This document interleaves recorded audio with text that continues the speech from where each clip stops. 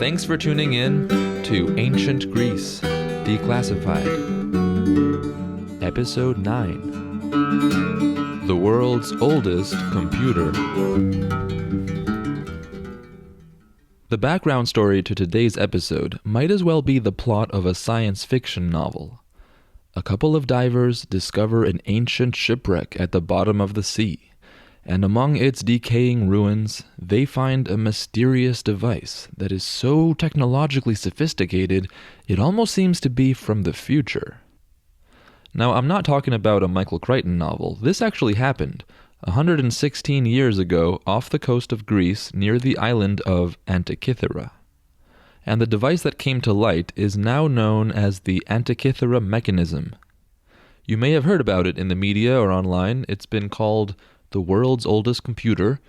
Others have described it as a mechanical cosmos because it's really a mechanical model of the solar system that fits in a briefcase.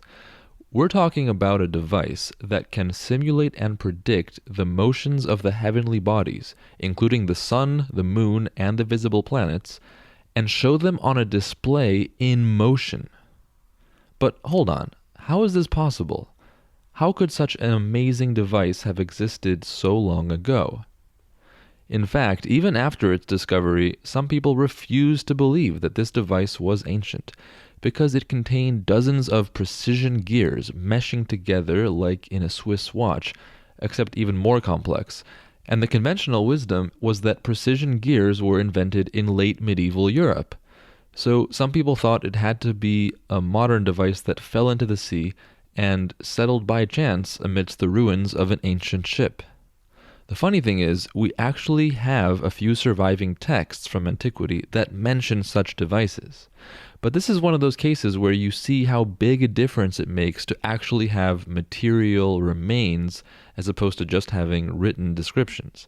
Because we had these descriptions of such devices hundreds of years ago, but if you were to talk to a scholar in 1850 and you showed them these ancient passages and then asked them, what kind of device is being talked about here, they would never have been able to imagine the intricate machinery that we now know to be found in these devices because we actually found one.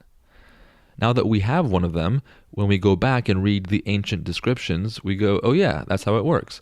But we may never have achieved that level of understanding if we only had texts to work with. Just imagine if our civilization suffered a big collapse in the future, and 2,000 years from now, some archaeologist finds a few books from our time and reads about things called laptops. From these books, this future archaeologist might get a sense of what these devices looked like, and may conclude that we use them to communicate with each other, read the news, and watch cat videos. But would they be able, from that information, to reverse engineer a MacBook? This analogy may not be the best, but you get the point. Material evidence makes a world of difference. Now, back to how this device could have been constructed so long ago. It was made at an extraordinary time in history. A time of unprecedented scientific investigation and technological innovation. Unfortunately, this is also one of the periods of antiquity that we know least about, which may be why we never learn about it in school. I'm talking about the Hellenistic Period, which starts after Alexander the Great's conquests and ends with the establishment of the Roman Empire, so about 320 BC to about 30 BC. During this period, you've got people like Archimedes building amazing machines and making the first steps towards developing calculus, which would be lost and have to be rediscovered much later. This is when Eratosthenes measures the size of the Earth with 90% accuracy. This is when doctors first discover the nervous system. A guy named Hero builds a steam engine. A certain Aristarchus suggests that the Earth is not the center of the universe, but actually moves around the sun. Centuries of Babylonian astronomical records become available to Greek astronomers who use this data, together with cutting-edge geometry, to construct astronomical devices such as the Antikythera Mechanism. Unfortunately, almost all of what was written during the Hellenistic period has been lost, and many of the scientific achievements of that time gradually faded into oblivion. We know about most of the achievements just mentioned indirectly, from later sources and fragmentary evidence. If you took all the books that have survived from the Hellenistic period, you could fit them in a small backpack. Now, why so much that was written during those centuries has been lost is the topic for another podcast. But the takeaway is, number one, the Antikythera mechanism was built at a very technologically advanced moment in history. So not by aliens. And number two, there are so few written sources from that time period, you can see why it was so difficult for researchers to figure out what this mechanism was. Now, if you go and see the device in the National Archaeological Museum in Athens, you may be disappointed, because what you'll find is a slab of rust. This thing was sitting at the bottom of the sea for 2 millennia after all. And it took a long time for people to even begin to understand how the mechanism worked, because you really need super high-tech X-rays to figure out what's in there. Since 2005, an international team of researchers called the Antikythera Mechanism Research Project has made major breakthroughs in reconstructing how the mechanism worked. So now, let's shift gears and see what one of the members of that team has to tell us about the mechanism. Xenophon Moussas is a physicist at the National and Kapodistrian University of Athens and a member of the aforementioned Antikythera Mechanism Research Project. Quick disclaimer, the conversation you're about to hear was recorded a year ago when I had the opportunity to meet with Moussas during a visit to Athens. I should mention that the various members of the research project each have slightly different theories about how exactly the mechanism worked and looked. We've put up some photos and reconstructions of the device on the website if you'd like to see what it probably looked like. See the link in the show notes. So, without further ado, let's move on to the interview. Xenophon Moussas, welcome to Ancient Greece Declassified. Thank you for the invitation. Today we're talking about the Antikythera mechanism. Let's start with the name. Why is this device called the Antikythera mechanism? It is an ancient astronomical instrument and a dedicated computer that has been found in a shipwreck. In a shipwreck near a very small Greek island called Antikythera. How long have you been interested in this ancient mechanism? I have been mesmerized with it since I was a child. We live next to the museum and I used to go there frequently, since the age of 12 perhaps or something. And probably this great attractor of children to science, as I like to say, attracted me to astronomy. Now, the device can still be seen today at the National Archaeological Museum in Athens, and it doesn't look like much more than a slab of rust.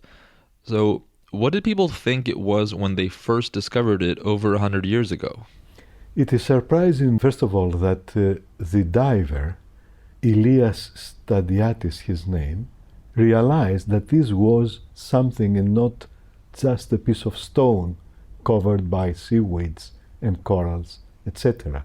Because we have seen that even in one of the small pieces that we have now in the museum, there are still corals and seashells, etc.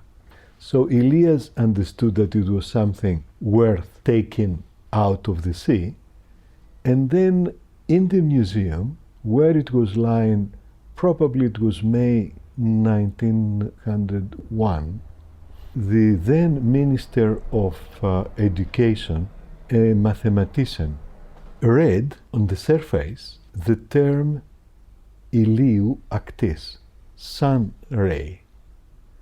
So they saw the gears, they read this bit, and they understand that it's something important, perhaps a sort of complex device, much more complex. In fact, they realize that all known devices of antiquity.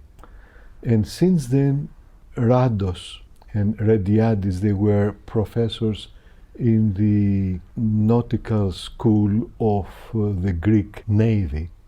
Very well educated people, and they understood very well that it was an astronomical device because it had instructions written in Greek, and it was very clear that they were astronomical. So they realized it was something astronomical early on when they were able to read a few words on it. But when did people start to understand the complexity of the mechanism concealed within this slab of rust? Around 1920 to 1930, the Admiral Ioannis Theophanidis, who was also a very well-educated person, did a lot of research and even constructed a clock based on what he could see at the surface of the instrument.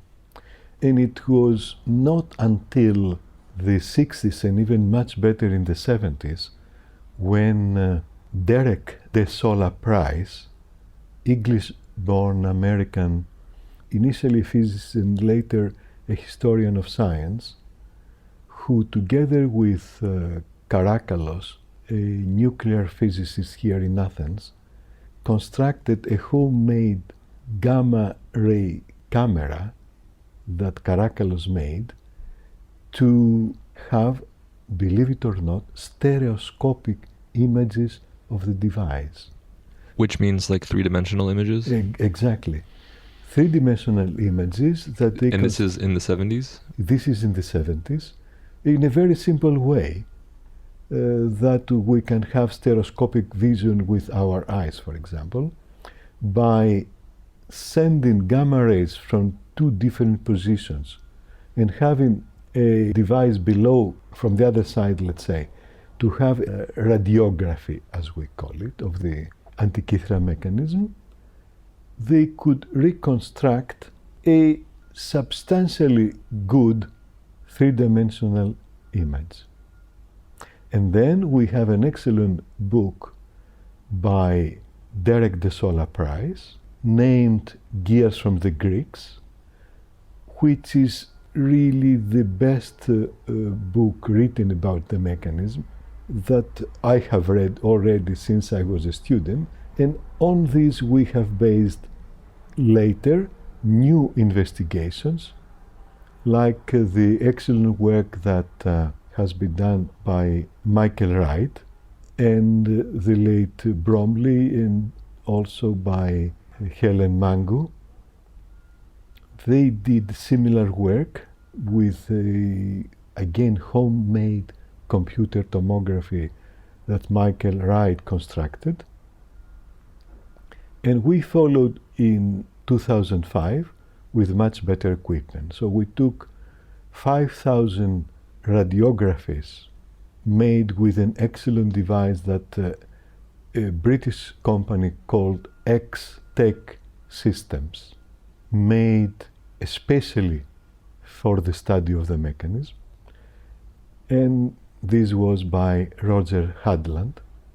And with our colleagues that are Professor Edmonds and Dr. Frith at that time at the University of Wales, and Professor Siradakis at the University of Thessaloniki, and myself, and my student Dr. Bitsakis, we studied with these 5,000 photographs made with X-rays and appropriate mathematics developed by Roger Hadland's team, the interior. We have excellent computer tomographies.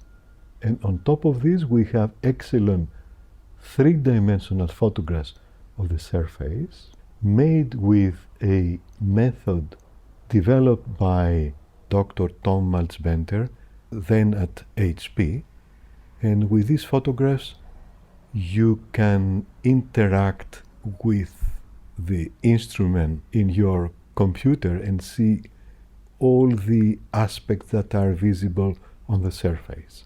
You can take off the rust of the instrument using mathematics, as I say to the students to their surprise, and all these help us to understand much better the mechanism.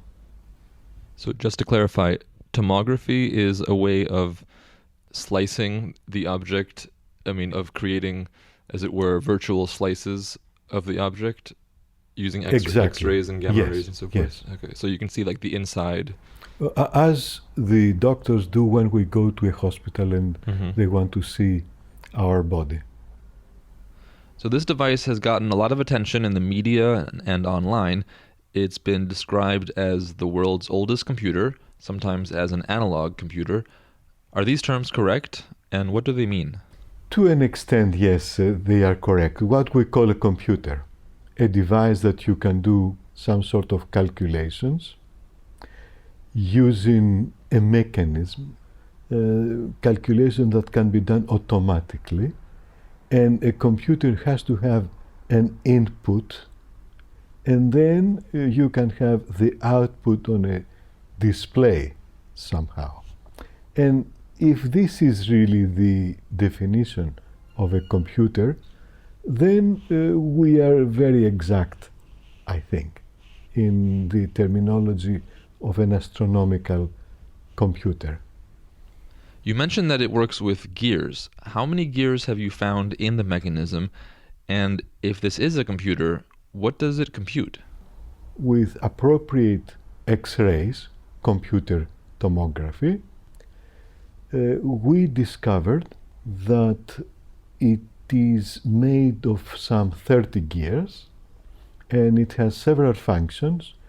It gives you the position of all celestial bodies, the sun, the moon, and the planets. And of course, all these with respect to the stars, the fixed stars, and for a particular time, hour, day, month, etc., and also for a particular latitude and even longitude, because you can set all that, and this is the input. Then you can have the position of all these celestial bodies, and also you have a prediction of eclipses, and even more important, you have the prediction of the phase of the moon, the age of the moon, which means that you know when the new month will start, because months were related with the moon, of course. Wow, so this device can compute many different things, right? It tells you where all the planets are going to be. It predicts the phases of the moon and eclipses. It tells you when the new month begins. It's a calendar. It's a clock, basically. The general belief is that it is not a clock. My own view is that it is certainly a clock, for many reasons. First of all, the Greeks had, long before the construction of this mechanism, accurate and quite complicated astronomical clocks. We have, for example, the description of the so-called Archimedes clock, that it is a quite advanced mechanism that works with a combination of course, gears, and then weights and counterweights, and also a clepsydra that regulates the motion of the weight and the counterweight. It is really similar, although much more complicated and advanced, than what we call today commonly a cuckoo clock. A clock that works with a weight, a chain, and a counterweight. And we have many descriptions of astronomical clocks, not only of the one of Archimedes. So this is the reason I am really sure that it was an astronomical clock, because we have very many of them around at that time, it seems. Then we have inside the actual manual of the mechanism, because the Antikythera mechanism, as every scientific instrument, has instructions for the user. And in these instructions we have the term horoskopos, which means clock, a device that shows the hour, so the time. That's really interesting. But then, would it have been hooked up to something that powered it or that moved it at a constant rate? Yes, this is my belief, that it was like an astronomical clock, like the ones we see today in museums, astronomical museums, for example, or in an old observatory. So this, let's say, the mechanism that powered it would have been attached to it? Yes, it was definitely attached to it. Probably it was, you can imagine a sort of small cupboard, and it has at the bottom all this system, like in these grandfather's clocks we see today. And at the top you have the actual clock, what is now in the National Archaeological Museum of Athens. And here I can add the following, and it's the first time I say it in public, that in the recent underwater excavations that Greek archaeologists, together with an American from the Woods Hole Institute, performed at Antikythera, they discovered a piece of marble with 24 holes that nobody understands what they are. In fact, they are filled up with a certain substance that they could not work out what it was exactly. And we know that ancient clocks, like the clock of Archimedes, have a similar system. I mean, you have a small sphere dropping every hour and going to an appropriate place. And perhaps this new find is the base of the Antikythera mechanism, and in the actual manual of the mechanism we have read the term little spheres several times, spherion in Greek and spheria in plural. So perhaps these spheria are the little spheres that drop off a certain part of the mechanism and they go to an appropriate place in one of these 24 holes that have just been discovered on this plaque or whatever block of marble that they have discovered in October, as I understand. Wow, so this is new, really. So you would tell the hour based on which hole the sphere would drop in. That's fascinating. Not only because it's an awesome, complex technological system, but also that over 100 years after the discovery of the device, we're still discovering new functions of the device that we didn't imagine before. Well, of course, this again is a hypothesis, a working hypothesis, that this block of marble with the 24 holes is part of the mechanism. But it fits well with the idea of a clock of antiquity of that time. So we've called this device a mechanism, a computer, an astronomical device. Do we know what the Greeks themselves would have called it? Surprisingly enough, I discovered in several ancient texts that the most common name is tablet, believe it or not. The original name was Pinakidion, which means little table, or Pinax, that means table. And we have some authors that describe these sort of things, and they say that if it is made of expensive things like gold, ivory, silver, etc., it is called royal tablet. Well, a tablet that royalty could afford only. Ooh. So who are these devices made for? Were they for rich people to display proudly on their living room table? Or were they like our tablets today where there was a more consumer type clientele? Or who would be buying these devices? We have both, really, both ends. First of all, we have large and small, and then we have expensive and less expensive and inexpensive ones. For example, we read that less expensive ones are made of copper, bronze really, and even less expensive have some parts made of stone, and then even more cheap, let's say, that one can afford to buy, that are made of wood.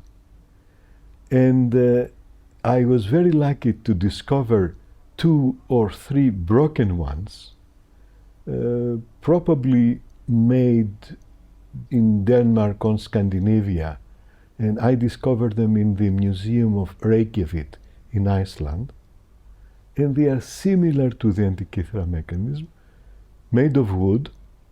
Unfortunately, only very few parts of them remain today, and according to both the director of the Reykjavik Museum and Dr. Tselikas, our collaborator and epigraphologist here in Athens, told me, based on the shape of the letters, that it was probably made around 1780, these Reykjavik devices. Sorry, 1780. 1780. 80, yes. So it's a modern device. A relatively modern, let's say, yes. Which really means that we have a continuation, and I'm absolutely sure about this. And now let's come back to the who and why one could use it. Sorry, let me just ask you about this. Please. So you're saying that there's a continuous line of people making these devices from the 2nd century BC all the way up until the 18th century AD in Scandinavia? Yes. I believe that we have a continuation. Of course, in the Roman Empire, they take lots of things from Greece, amongst them, no doubt, several other Antikythera mechanisms, clocks or tablets as they called them at the time, as we said. And even when the Roman Empire becomes Byzantine Empire, we have clocks going from the Greeks to the Arabs and at the same time to Western Europe, because we have diplomacy. We have royal diplomacy where the emperors send their daughters to be married with European kings around Europe. And now we're talking about the Byzantine Empire, continuation yes, of the Roman Empire. Yeah. Yes. And they send their daughters together with philosophers, architects and astronomers, and engineers of all sorts. And I'm sure that if the Byzantine emperors are prepared to give their daughters, they are also prepared to give devices of that type and impress one's friends and mainly enemies, in fact. Just to add an example of a perhaps more famous example of Greek technology being exported to the West in the so-called Middle Ages, the church organ is another an excellent example. Another ancient yes. Greek invention. They called the hydraulis, and it seems to have come to Europe as part of one of these diplomatic, perhaps, exchanges / marriages / alliances. Well, which is something that continues today as well, of course, not only between royals. And so these devices that you saw in Reykjavik from the 18th century are perhaps the very last link in this long chain of... Yes, these are probably calendaric devices, and it is certain that it is a continuation of the tradition of mechanisms like the Antikythera. It is the inexpensive version that we read in several ancient authors. And to my surprise, they still have these 3 pieces, let's say, of 3 different mechanisms with 3-4 gears each, much larger than the Antikythera mechanism, as they are made of wood, but very well preserved, these pieces, to persuade me that we have a continuity. That's fascinating. Now, let's go back for a moment to the finding of the Antikythera mechanism. about 116 years ago. So shipwrecks can be easy to date, especially if they contain so much stuff in them that you can use to analyze. And as I understand, this shipwreck has been dated to the early 1st century BC, which is when Rome is undisputed master of the Mediterranean. And this ship was full of treasures from the Greek world that were likely being taken to Rome. And luckily for us, the computer that we got is not one of the cheap ones made of wood or stone, but a really nice one. But from your articles, I remember that you think that this device was already maybe a century old when the shipwreck happened. So what can you use to date this device to an earlier time period compared to the actual sinking of the ship? The date our specialists tell us, that is Dr. Kritzas, who is an epigraphologist, the former director of the Museum of Epigraphs here in Athens, and one of the best worldwide, based on the shape of the letters, can estimate the time the letters were written. These are the letters on the device that consist the manual of the instrument. And they are around 2 millimeters in size, very small, very well written with a chisel on specially made sheets of metal that are the doors of the mechanism. And the letters fit well with the time period between 150 to 100 BC. And this is the date other archaeologists tell us as well. And this is the best way we can estimate at least when the writing of the instructions was made. Now we go then to the shipwreck. The shipwreck is estimated at the time of, let's say, 80 something to 60 BC. This is mainly based on coins found there, but not only. We have several pieces made of terracotta, like huge vases, amphorae, and these are dated also at that time. And we estimate that the ship is one of several thousand similar vessels taking plunder from Greece to Rome, as conquerors at that time and today continue to do one way or the other.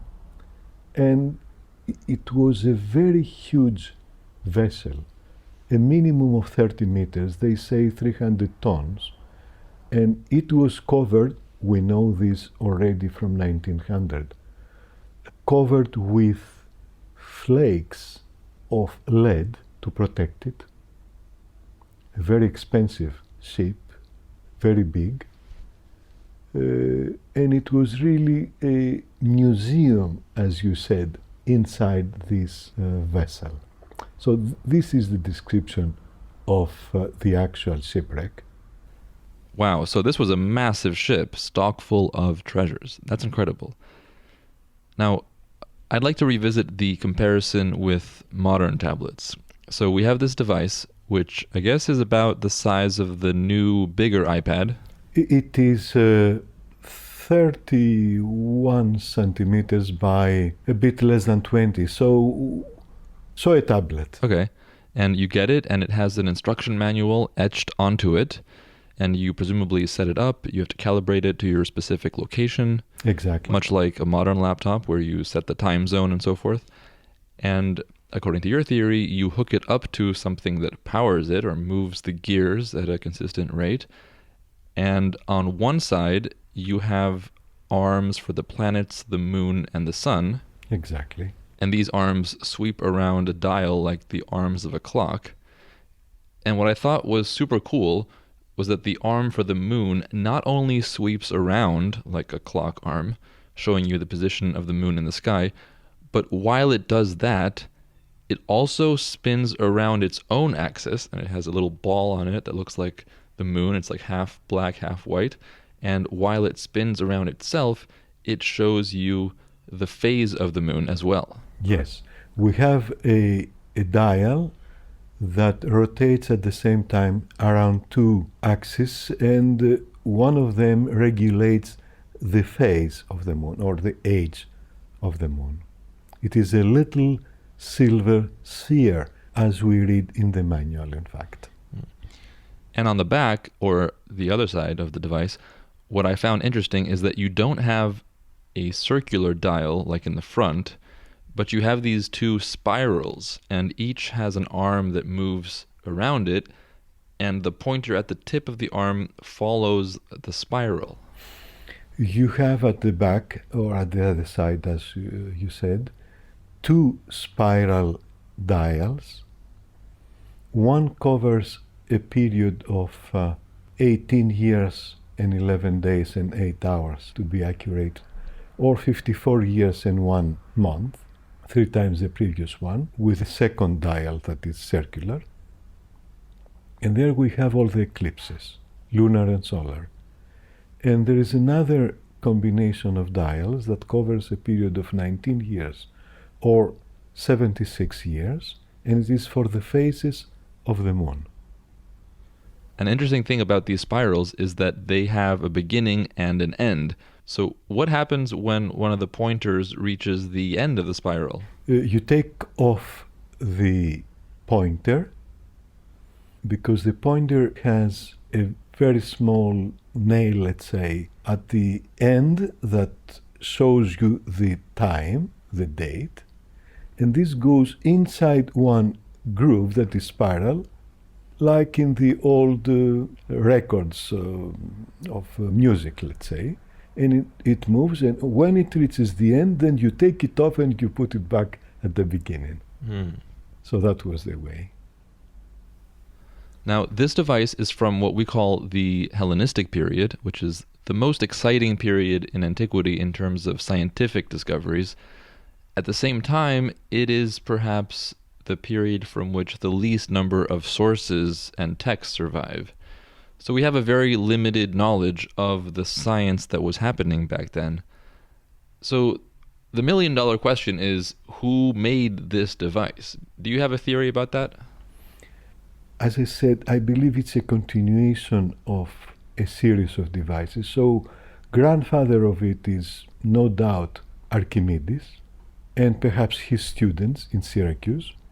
And at the time this particular instrument is probably has been constructed, 150 to 100 BC, Hipparchus, who is the most important Greek astronomer that we know, although personally I believe that Archimedes is the most important, but let's close this parenthesis.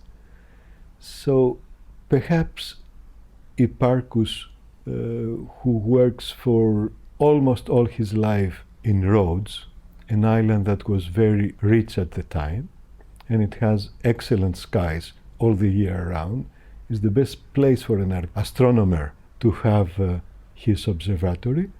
And we know that he has constructed several devices. Unfortunately, we don't have his writings, as you said. We mainly have as a source the excellent books of Ptolemy, of course, and then Hieron and some more, but so just are not sufficient. To give our readers a sense of this chronology, Archimedes is living in the 3rd century BC. He's famously killed in 212 BC in the sack of Syracuse by the Romans. And so he presumably is the originator of much of this technology that we see here. But then Hipparchus is operating in the next century between 190 BC and 120 BC in the Eastern Mediterranean, which is where we find this device. And so he is, you think, the best candidate for Well, I would be prepared to bet for him, let's say. But there is a very peculiar aspect in the calendar of Meton. The months mentioned are epirotic, which means northwestern Greece. The names of the months appear the same in 2 Greek city-states that are in Epirus. Well, today they are in Albania. Just to clarify for our listeners, we're talking about a world before the Julian calendar, so every city has its own calendar system, its own months and so forth. Athens has different names for their months, Sparta has different names for their months, so forth. So the names of the months on this device, you say, are from northwestern Greece? Yes, they are Dorian. Mm-hmm. And it's surprising a device that has instructions in the common Greek, which is close to Ionian Greek, sort of, has the months that are Dorian or Doric, and more specifically, Epirotic. This is something that we cannot explain, except if it belonged to a Greek that comes from there, is a ship owner, let's say, and lives in the islands, Rhodes perhaps, or Pergamon, or God knows where. And, well, of course, this is really wild imagination, but a person from Epirus has this device and asks the constructor to have his own months that he is accustomed to when he was a young person, let's say, something like that. Ah, so it's like a custom feature that the buyer requests from the maker. That's really cool. Okay, so it seems like this device really changes our understanding of a lot of things in history. I mean, I remember I learned in school that gear mechanisms were developed in Europe in, I think, the 13th century for the first time. And now, not only do we find a complex gear mechanism from the 2nd century BC, but we seem to have a continuity of this technology throughout the Mediterranean, in the Middle Ages with the Arabs, as you mentioned, and then in Western Europe and in Scandinavia, even up until the 18th century. So that really changes the picture of the history of this technology, doesn't it? We tend to believe that we are much more clever than people that lived before us. In fact, in antiquity, or even much more in prehistoric times, you had to be much more clever than today to survive in a difficult world. In prehistoric and in ancient times, you had wild beasts all around and fierce wars for everything. And you had to be much more clever and cunning to survive than today, that everything is more or less in order, at least in many countries. You know, physicists say, as I'm sure you will find this familiar, that the more you learn, the more you realize you don't know, right? Of course, and this is exactly what Socrates said as well. We continuously learn, and this is the most beautiful thing about research and science and philosophy, of course. And I think that applies at least as much in archaeology or in the study of history, because at least in my experience, the more I study the ancient world, the more I realize that we know so little of what actually is out there to know. Exactly, yes. It applies to all disciplines. So in your investigation of this device, what was the most surprising discovery that you made? I think that the most surprising thing was to discover that the moon moves following, to a very good approximation, Kepler's second law. So the speed of the moon changes during the month. And in ancient books, for example, in one of them written by Proclus, he describes a mechanism like the one of Antikythera that he calls also Pinax. And he says that this Pinax has a continuous motion of the sun, so it is a clock. And then a few lines below, he says that this instrument gives you the perigee and apogee of the moon. So this instrument gives you the position where the moon is closest to the Earth or at the longest distance from the Earth, having at the closest fast speed and lower speed at the apogee. That is something that when I read for the first time, I thought it was, well, just imagination. But when we discovered in the mechanism, was probably the first and largest, perhaps, surprise. And I still remember Tony Frith, who really discovered it, saying, well, after that, whatever you say for the Greeks, I accept it. He has forgotten that now, but nevertheless, it's still there, I think, in our memory. And another very important discovery was that we have descriptions of the motion of all the planets with details. Just to clarify... Oh, the moon, yes. So, once again, conventional wisdom is that Kepler, who you mentioned, is the first scientist to realize that the planets have elliptical orbits. And you're saying that in the Antikythera mechanism, the motion of the moon is actually represented as elliptical and not circular. Well, quasi-elliptical, well, at least eccentric. The moon in the mechanism moves with a combination of several gears, and we have 4 of them combined in a way that one moves the other with a pin that goes inside a slit that is in another gear, which is parallel to the previous one.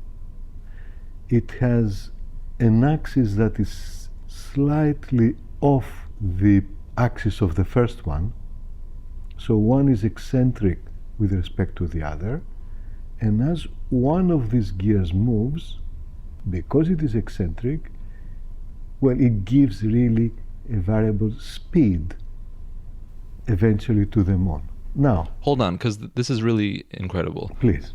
You're saying that just as the actual moon moves a tiny bit faster across the sky when it's closer to the Earth, and moves a bit slower across the sky when it's farther from the Earth, you're saying that the moon in the mechanism speeds up and slows down like that as well? Exactly. It has a variable speed, very realistic. It differs, if we do the mathematics, very little from the real one. It is less than 0.5% the deviation during the month. So it's 99.5% accurate. Something like that. Wow. Sufficient to give the position of the moon accurately. Amazing. Well, this has been a very fascinating conversation with many unexpected turns and revelations. So thank you very much for coming on the show. Thank you too. Once again, that was Xenophon Moussas, physicist and member of the Antikythera Mechanism Research Project. If you happen to speak Greek, you can check out his book on the mechanism, which has also been translated into French and Russian, by the way. Unfortunately, not yet into English. But there's a lot of good material out there in English, of course. We've put up links to various articles and videos on the website. And there's actually an excellent new series of videos on the mechanism that's being produced by a clockmaker from Australia who is currently building the mechanism piece by piece in his machine shop. And he's showing the entire process on his YouTube channel, which is called ClickSpring. The videos are mesmerizing and really show you how all the pieces come together. So check that out and join us next time for the finale of this first season of the podcast, where we finally turn west to the rising power of Rome. In particular, we will encounter the only man who ever came close to stopping Rome's relentless march to empire. His name was Hannibal. Thanks for listening to Ancient Greece Declassified.